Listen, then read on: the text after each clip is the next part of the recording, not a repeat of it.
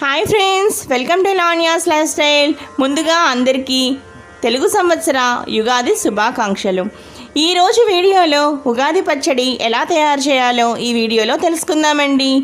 అలాగే ఉగాది పచ్చడి తినే ముందు పఠించాల్సిన మంత్రం ఏమిటో కూడా ఈ వీడియోలో తెలుసుకుందాం.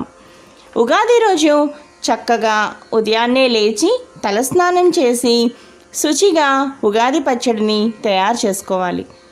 ఉగాది పచ్చడి ఎలా తయారు చేయాలంటే, ఒక శుభ్రమైన పాత్రలో చక్కటి చిక్కని కొత్త చింతపండు మాత్రమే మీరు ఇక్కడ తీసుకుని చక్కగా చింతపండు పులుసు తయారు చేసుకుని ఆ పాత్రలో పోసుకోవాలి. తర్వాత దానిలో కట్ చేసిన అరటిపండు ముక్కలు, అలాగే వేప పువ్వు, అలాగే చిన్న చిన్న ముక్కలుగా చేసుకున్న చెరుకు ముక్కలను, అలాగే సరిపడా సాల్ట్ కూడా వేసుకుని బాగా కలపాలి. అలాగే దానిలో చక్కగా చిన్న చిన్న లేత మామిడికాయ ముక్కలను, అలాగే తురిమిన బెల్లం, ఇవన్నీ తీసుకుని చక్కగా మనం ఇలా కొత్త చింతపండు కొత్త బెల్లం మనం ఈ విధంగానే తీసుకోవాలండి. ఉగాది పచ్చడి మనం తయారు చేసేటప్పుడు మనం రోజు వంటలు చేస్తూ ఉంటాము, అలా మనం కాకుండా చక్కగా కొత్తవి మాత్రమే మనం ఉపయోగించి ఉగాది పచ్చడిను తయారు చేసుకోవాలండి. తప్పనిసరిగా మీరు ఈ విషయం గుర్తుపెట్టుకోండి. అలాగే ఉగాది పచ్చడిను మనం చక్కగా తినేటప్పుడు పఠించాల్సిన మంత్రం కూడా ఒకటి ఉందండి.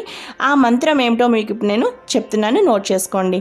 అలాగే మనం ఉగాది పచ్చడిని తిన్న తర్వాతే కాఫీ కానీ పాలు కానీ మీరు మిగతా టిఫిన్స్ కానీ తినాలి.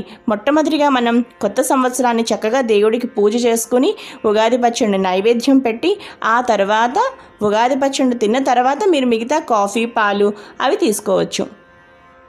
ఇప్పుడు మనం ఉగాది పచ్చడిను తినేటప్పుడు చక్కగా పఠించాల్సిన మంత్రం ఏమిటో ఇప్పుడు మనం తెలుసుకుందాం. శతాయు వజ్ర దేహాయ సర్వ సంపత్కరాయ చ సర్వారిష్ట వినాశాయ నింబ కలంద భక్షణం. శతాయు వజ్ర దేహాయ సర్వ సంపత్కరాయ చ సర్వారిష్ట వినాశాయ నింబ కలంద భక్షణం అనే ఈ మంత్రాన్ని పఠిస్తూ చక్కగా ఉగాది పచ్చడిను సేవించాలి. చూసారు కదా ఫ్రెండ్స్, ఈ వీడియో కనుక మీ అందరికీ బాగా నచ్చినట్లయితే తప్పకుండా లావణ్యాస్ లైఫ్ స్టైల్ ఛానల్ని సబ్స్క్రైబ్ చేసుకోండి. అలాగే ఈ వీడియోని అందరికీ షేర్ చేయండి, అలాగే లైక్ చేయండి. చూస్తూనే ఉండండి లావణ్యాస్ లైఫ్ స్టైల్.